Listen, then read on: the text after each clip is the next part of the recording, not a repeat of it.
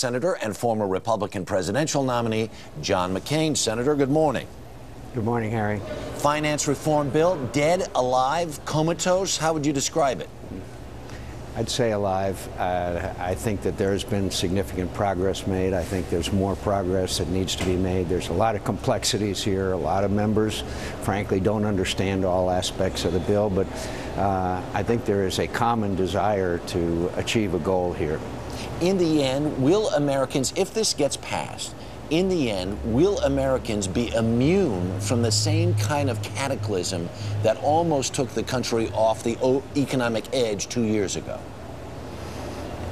The bill as it's constituted, I certainly couldn't give that guarantee. For example, Fannie and Freddie are not, Fannie Mae and Freddie Mac are not included in any way in this legislation. They were the major catalyst behind this meltdown. The big mortgage lenders, yeah.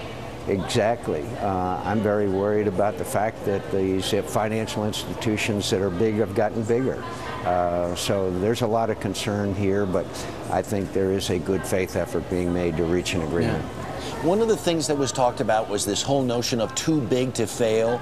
These giant financial institutions make most of their money now, not by mergers and acquisitions, not by investment banking, but by trading. They don't want to get out of the trading business. How are you going to how does any of this dismantle these giant financial institutions?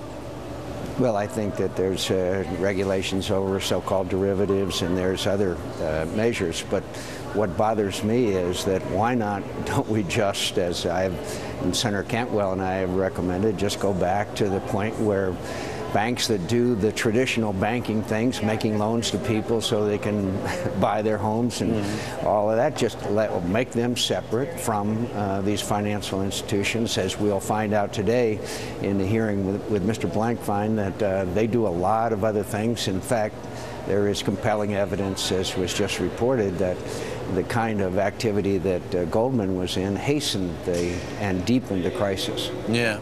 Do you feel like, or from what you understand of it anyway, that Goldman Sachs was literally betting against itself?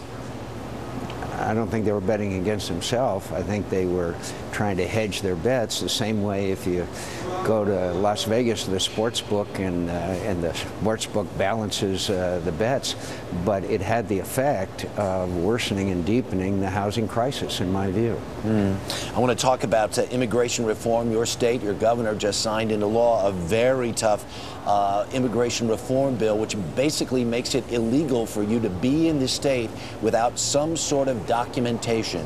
Is this law the answer to the immigration crisis? This law is a response to the president's and the administration's failure to secure our borders. Our borders are broken. It's worse than I have ever seen it. Let me give you two numbers. Across the Tucson sector of Arizona last year, there was 241,000 apprehensions of illegal immigrants. That, when you do the math, you catch 3 to 5. That means over 1 million. There was 1.3 million pounds of marijuana intercepted on the Tucson border just last year. The border is broken. The cartels are in an existential struggle with the government of Mexico. The violence is at an all-time high, and the federal government has a responsibility to secure the borders. They have not. In fact, they've even in their budget reduced the Border Patrol. We need to send 3,000 National Guard to the border. And for the millions of Hispanic Americans who live in Arizona, what do you say to them who feel like this bill is purely discriminatory? I say to them that I do not want any discriminatory behavior, and I've talked to a group of lawmen a shorter time ago as Saturday, sheriff of Pinal County and police chiefs. They think they can implement this law without racial profiling. All right. Senator John McCAIN, we thank you for your time. Do appreciate it. Thank you, Harry. All right. Now here's me. Thanks, Harry. It is now 7:07, and this morning, major legal troubles for mega retailer Walmart.